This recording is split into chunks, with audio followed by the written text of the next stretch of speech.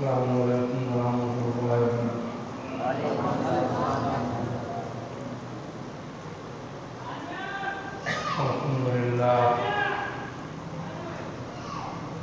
الحمدللہ کفا والصلاۃ والسلام علی سیدنا و مولانا محمد المصطفیٰ وعلى آلہ واصحابہ اہل الصدق والصفاء، اما بعد فاعوذ باللہ من الشیطان الرجیم، بسم اللہ الرحمن الرحیم۔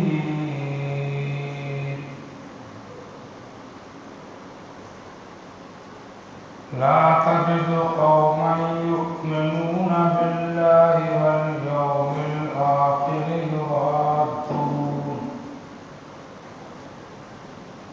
يوادون من حاد الله ورسوله ولو كانوا آباءهم أو أبناءهم أو إخوانهم أو عشيرتهم، أولئك كتب في قلوبهم الإيمان وأيدهم بروح منه ويدخلهم جنات تجري من تحتها الأنهار رضي الله عنهم ورضوا عنه، أولئك حزب الله، ألا إن حزب الله هم المفلحون۔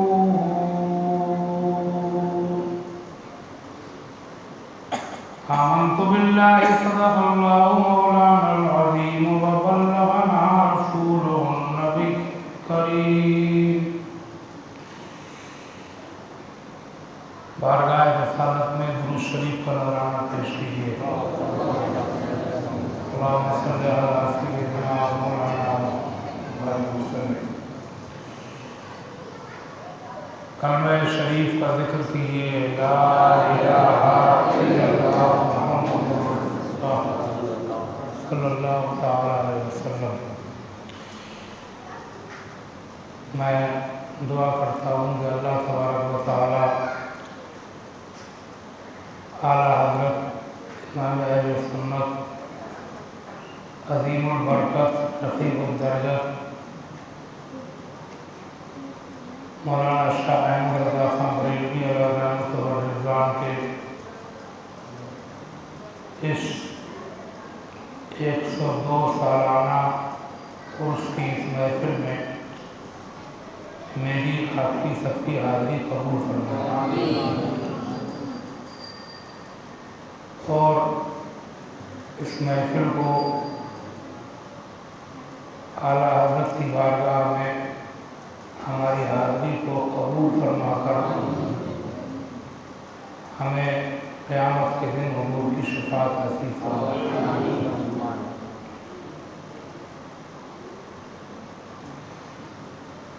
چونکہ مجلس عرس کی ہے اور نعتیہ منقبتیہ پروگرام آپ حضرات نے سماعت فرمایا، ہمارے کرم فرما فاروق صاحب مدنہ نے بھی آپ کو منقبت سے محفوظ کیا۔ مجھے بھی کچھ طبیعت چاہتی ہے کہ 2-3 شعر منقبت کے سناؤں۔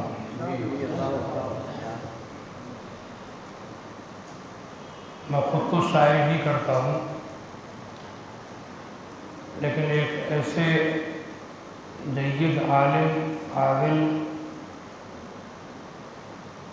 کا کلام پیش کر رہا ہوں کہ انہوں نے یہ کلام خود اعلیٰ حضرت کی بارگاہ میں ان کے سامنے پڑھا،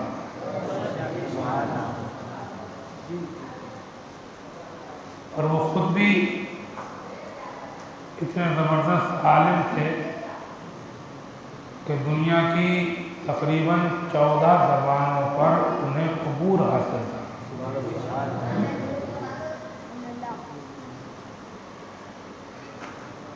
بلکہ ہمارے اعلیٰ حضرت کا ایک کمال یہ ہے کہ عوام پبلک تو کسی کے پیچھے بھی لگ جاتی ہے، کوئی بھی کسی بھی ذریعے سے پبلک کو اپنا معتقد بنا لیتا ہے، بے پڑھے لکھے لوگوں کو۔ لیکن آنس کی یہ خوبی یہ رہی کہ صرف بے پڑھے لکھے لوگ نہیں بلکہ بڑے بڑے پڑھے لکھے لوگ بھی ان کو اعلیٰ حضرت مانتے تھے۔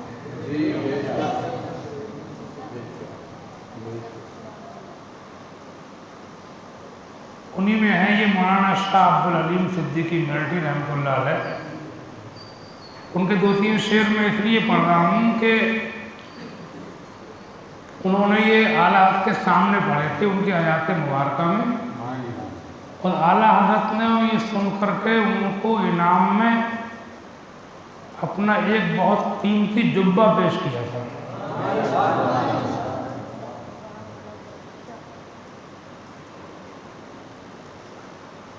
تو میں سمجھتا ہوں کہ یہ منقبت اعلیٰ حضرت کی بارگاہ میں مقبول ہے۔ جب اسے جبہ پیش کیا خود اعلیٰ حضرت نے سن کر۔ اچھا، اس کا مطلب یہ نہیں ہے کہ اعلیٰ حضرت اپنی تعریف انہیں اچھی لگتی تھی۔ اپنی تعریف کبھی ہوتی ہے اپنے نفس کی خاطر، سغدہ ملتی ہے، اور کبھی ہوتی ہے کسی کا دل رکھنے کے لیے۔ ہاں، اور اللہ تعالیٰ نیت کو جانتا ہے۔ تو اللہ والے جو اپنی تعریفیں سنتے تھے یہ اس لیے نہیں کہ ان کو اپنی تعریف میں مزہ آتا تھا، ان کو تو اللہ و رسول کی تعریف میں مزہ آتا تھا۔ سنتے اس لیے تھے کہ سنانے والے کا دل بھی تو رکھنا ہے نہیں؟ قسیم جامع عرفان اے شہ احمد رضا تم ہو۔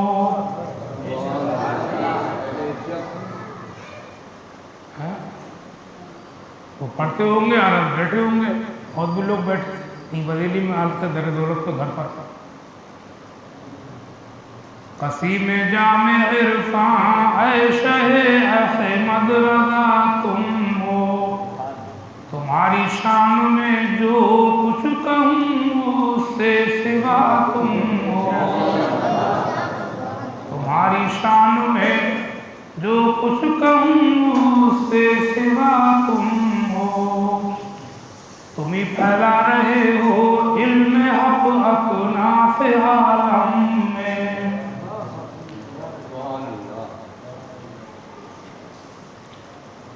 پیسوں سے لے کے میرے پاس بتانا، میری سن لو بس، یہی بہت ہے۔ اور کسی کوئی خوشی ہو تو پروگرام کے بعد میں دے دینا، پڑھتے ٹائم مت، سنتے ٹائم اس ٹائم مت آنا۔ اور بعد میں بھی تم مجھے مت دینا، میری خوشی یہ رہتی ہے کہ اپنی اپنی مسجدوں کے اماموں سے کبھی کبھی پیسوں والا مسافہ کر لیا کرو۔ امام اور جو بچوں کو دینی تعلیم دے رہے ہیں ان لوگوں کا زیادہ خیال رکھو۔ یاد رکھو کہ بھول جاؤ؟ ہاں صحیح بتاؤ، یاد رکھو گے؟ اس کا خیال رکھنے کو کام ہے، بولو۔ اماموں کا نام منہ سے نکل ہی نہیں رہا۔ ابھی کوئی وہ آ جائیں تو ناسخواں بڑی اچھی آواز والے تو جیبیں خالی کر دو گے آواز کے اوپر، اور اماموں کا نام منہ سے نکل ہی نہیں رہا۔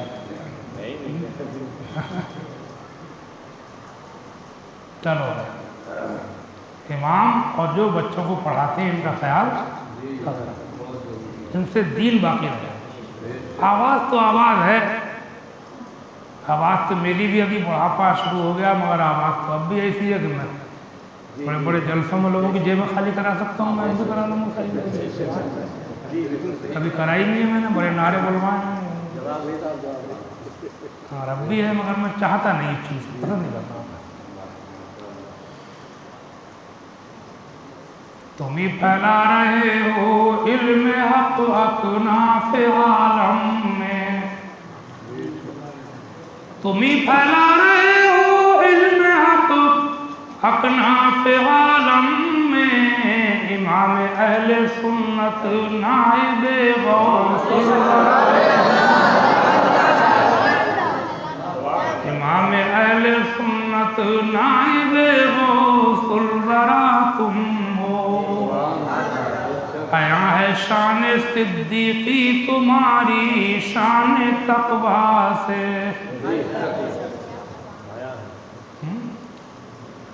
آیا ہے شان صدیقی تمہاری شان تقویٰ سے.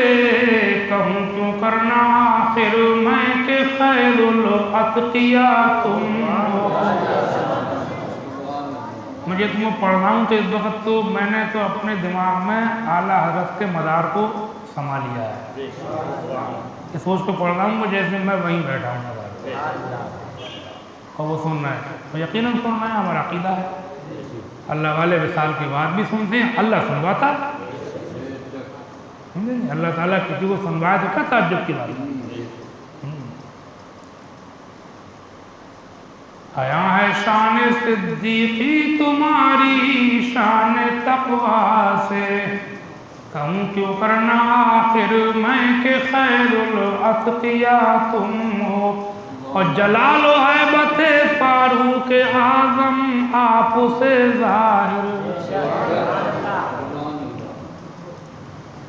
جلال و حیبت فاروق اعظم آپ سے ظاہر. عدو اللہ کے حق میں وہی شیر بغا تم ہو. عدو اللہ کے حق میں وہی شیر بغا تم ہو. تمہیں نے جمع فرمائے نکات و رمز قرآنی. تمہیں نے جمع فرمائے نکات و رمز قرآنی. یہ برسا پانے والے حضرت عثمان کا تم ہو. اور خلوص مرتضی خلق حسن عزم حسینی میں. خلوص مرتضی خلق حسن عزم حسینی میں. اور عدیم المثل یکتائے زمن ہے باصفا تم ہو. عدیم المثل یکتائے زمن ہے باصفا تم ہو. بھکاری تیرے در کا بھیک کی جھولی ہے پھیلائے. اپنی اپنی مرادیں اپنے دل میں رکھو اور یہ تصور کرو کہ اللہ تعالیٰ ہمیں حالات کے صدقے میں ہماری مرادوں کو پورا فرمائے. بھکاری تیرے در کا بھیک کی جھولی ہے پھیلائے. بھکاری تیرے در کا بھیک کی جھولی ہے پھیلائے. بھکاری کی بھرو جھولی گدا کا آسرا تم ہو. اور علی میں خستہ ایک ادنا گدا ہے آستانے کا. علی میں خستہ ایک ادنا گدا ہے آستانے کا. علی میں خستہ اتنے بڑے عالم مولانا عبدالعلیم صدیقی میرٹھی اپنے جن کے بیٹے ابھی شاہ احمد نورانی صاحب پاکستان کے اندر چلے گئے تھے یہ لوگ. تو وہاں کی جمعیت علماء اہل سنت کے صدر رہے. ان کا ہی وصال ہو گیا. سمجھا؟ ایسے ایسے عالم لوگ کیا کہہ رہے ہیں دیکھیں. ہاں علی میں خستہ ایک ادنا گدا ہے آستانے کا. علی میں خستہ ایک ادنا گدا ہے آستانے کا. کرم فرمانے والے حال پر میرے شاہ تم ہو. قصیم جام عرفاں اے شہ احمد رضا تم ہو. تمہاری شان میں جو کچھ کہوں اس سے سوا تم ہو. आला हज़रत इमाम अहले सुन्नत मौलाना अहमद रज़ा खां बरेलवी किसी बरेली शरीफ के मोहल्ला जसौली में 10 शव्वाल 1272 हिजरी को आपकी विलादत की और 25 सफ़र 1340 हिजरी में आपने पर्दा फरमाया। अंग्रेजी हिसाब से 14 जून 1856 ईस्वी में, गदर से 1 साल पहले 14 जून 1856 ईस्वी में विलादत हुई और 28 अक्टूबर 1921 ईस्वी को विसाल हुई। समझा? इस एतबार से अगर देखा जाए तो कमरी हिसाब से तकरीबन 67-68 साल की उम्र पाई और शमसी अंग्रेजी सन ईस्वी के हिसाब से तकरीबन 65 साल की उम्र हुई। हाँ? मैंने उनकी सबान हयात में पढ़ा है, एक मरतबा जब पीलीभीत शरीफ में मलकुल उलमा हज़रत मौलाना ज़फ़रुद्दीन साहब बिहारी रहमतुल्लाह अलैह, जो आला हज़रत के बहुत बड़े खलीफा और शागिर्द ख़ास थे,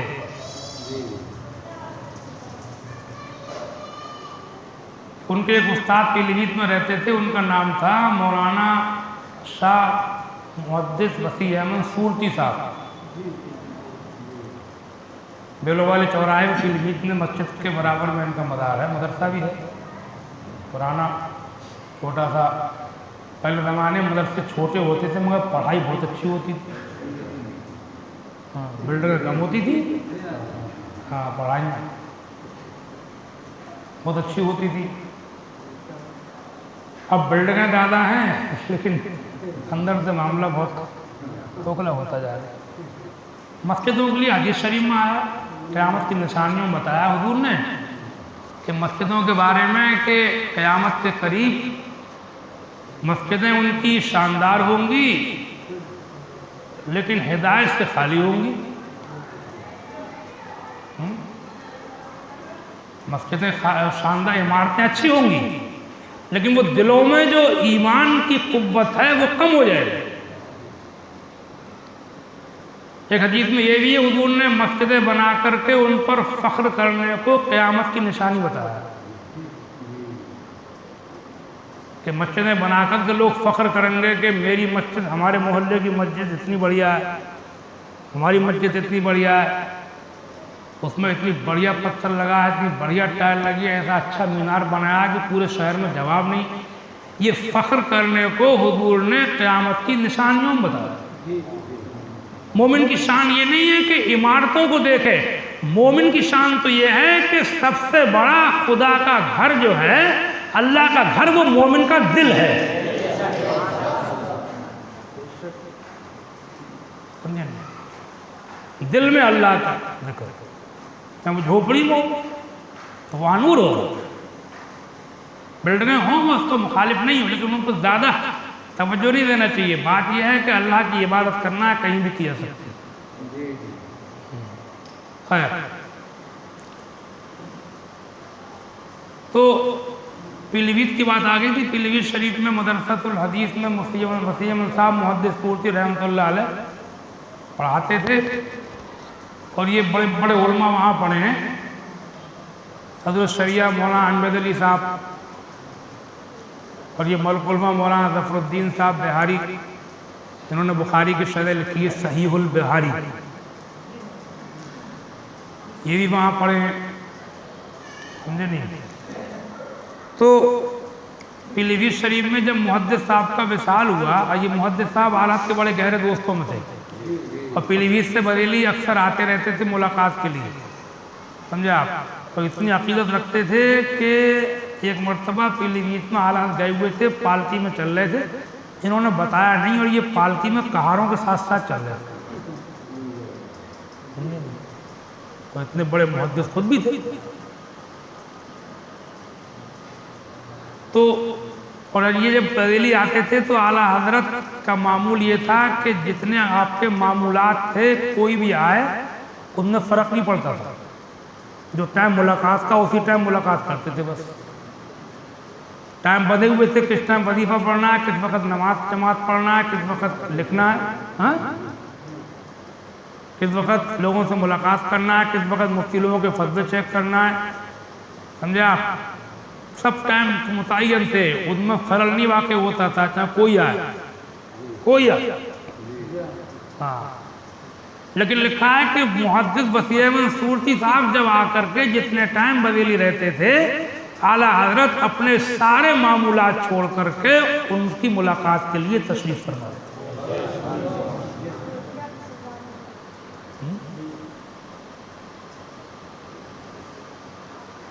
تو ان کا جب وصال ہوا پیلی بھیت میں، تو ملک العلماء مولانا ظفر الدین صاحب اس زمانے میں شاید بریلی میں پہلے رہے تھے، پھر پٹنہ یا کہاں چلے گئے تھے، وہاں سے پیلی بھیت آئے، ان کے مدار پر حاضری دی، پھر بریلی آئے، اعلیٰ حضرت سے ملاقات کی، تو اعلیٰ حضرت نے ایک قرآن شریف کی آیت کا ٹکڑا تلاوت کیا اور اس سے محدث صاحب کی تاریخ وصال نکالی۔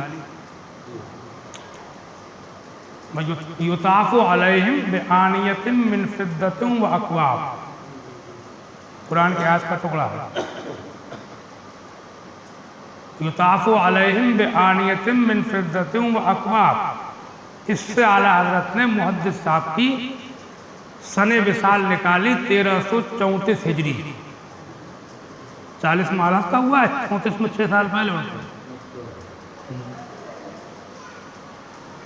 اور فرمایا کہ میں نے اس آیت کے ٹکڑے سے محدث صاحب کی تاریخ وصال نکالی۔ ملک العلماء کہتے ہیں کہ میں تھوڑا خاموش ہو گیا، تو خود ہی فرمایا کہ آپ خاموش کیوں ہو گئے؟ ادب کی وجہ سے کچھ کہہ نہ سکا، کچھ خاموش نہ ہو گیا، تو فرمایا کہ آپ خاموش کیوں ہو گئے، کیا بات ہے؟ کہ حضور آیت میں آپ پیچھے واو بھی تو ہے، خالی یطافو نہیں ہے، و یطافو ہے، واو بھی تو ہے وہاں، ترجمہ اس کا جنتیوں کا ذکر ہے، یہ یطاف علیہم بآنیۃ من فضۃ واکواب، کہ جنتیوں کی تواضع اور خاطر جو ہے وہ چاندی کے برتنوں اور پیالوں سے ہوگی، یہ قرآن شریف ٹکڑا ہے۔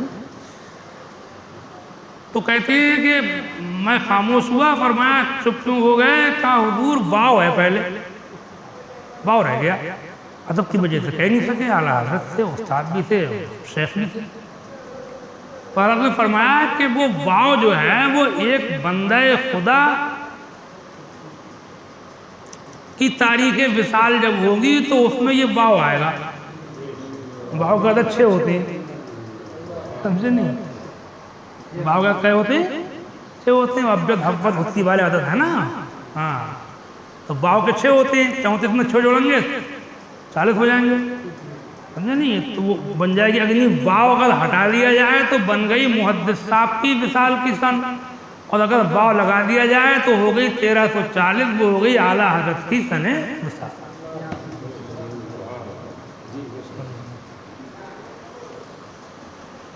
تو فرمایا کہ یہ واو جو ہے ایک بندہ خدا 6 سال کے بعد اپنا نام نہیں لیا، ایک بندہ خدا 6 سال کے بعد دنیا سے جائے گا تب یہ واو لگے گا اس کے ساتھ میں، تب بنے گی، یہ مطلب یہ۔ اب یہ اس ٹائم تو سمجھے نہیں کس کے لیے کہہ رہے ہیں، مگر فرماتے ہیں کہ جب اعلیٰ کا وصال ہوا تو میں سمجھا کہ اعلیٰ حضرت نے یہ اپنے ہی لیے فرمایا۔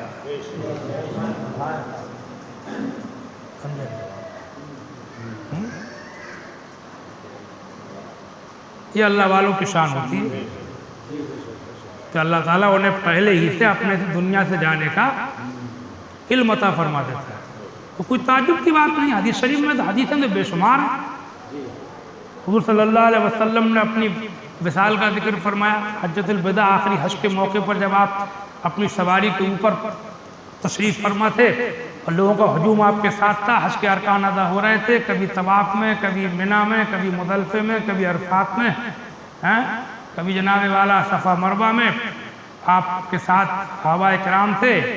تو آپ لوگوں سے فرماتے تھے مجھ سے پوچھو اپنے مناسک مجھ سے معلوم کرو، ہو سکتا ہے کہ آئندہ سال میں تمہارے بیچ نہ رہوں۔ بار بار یہ حضور کا آخری حدیث۔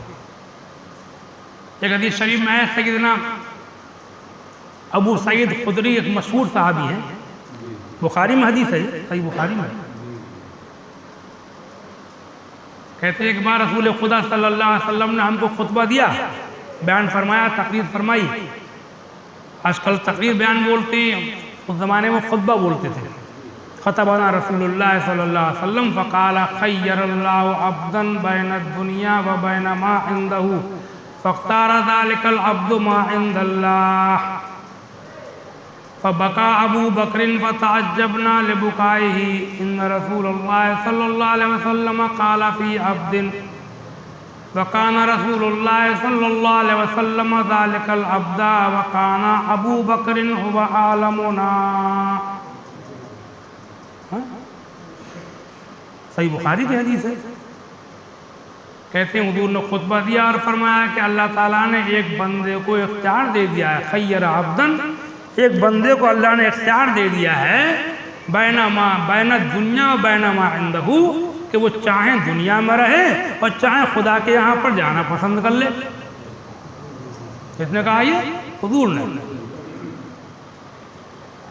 فاختار ذلک العبد ما عند اللہ، تو اس بندے نے اللہ کے یہاں کی حاضری کو پسند کر لیا، مطلب یہ ہے پسند کر لیا کہ میں دنیا میں نہیں رہوں گا، اب اللہ کے رہوں گا۔ فبکا ابو بکر، یہ سن کر کے صحابہ میں ابو بکر جو تھے وہ رو پڑے، وہ سمجھ گئے، حالانکہ حضور نے نام نہیں لیا تھا کسی کا، وہ رو پڑے۔ ابو سعید خدری کہتے ہیں فتعجبنا لبکائہ، ہم نے ان کے رونے پر تعجب کیا، ان رسول اللہ صلی اللہ علیہ وسلم قال فی عبد، کہ اللہ کے رسول نے کسی کا نام تو لیا نہیں، ایک بندہ کہا، انہیں کیا پتہ چل گیا کس کے لیے کہا، ان کے لیے کہا، ان گھر والے کے لیے کہا، انہیں یہ کو رونے لگے، ہمیں تعجب ہوا۔ پھر کہتے ہیں وَكَانَ رَسُولُ اللَّهِ صلی اللہ علیہ وسلم ذَلِكَ الْعَبْدَ، اور ہمیں یہ بات بعد میں پتہ چلی کہ وہ بندہ جو حضور نے کہا تھا وہ خود حضور ہی تھے۔ فَكَانَ أَبُو بَكْرٍ هُوَ عَالَمُنَا، اور ابو بکر جو تھے وہ ہم تمام صحابیوں میں سب سے زیادہ علم والے تھے۔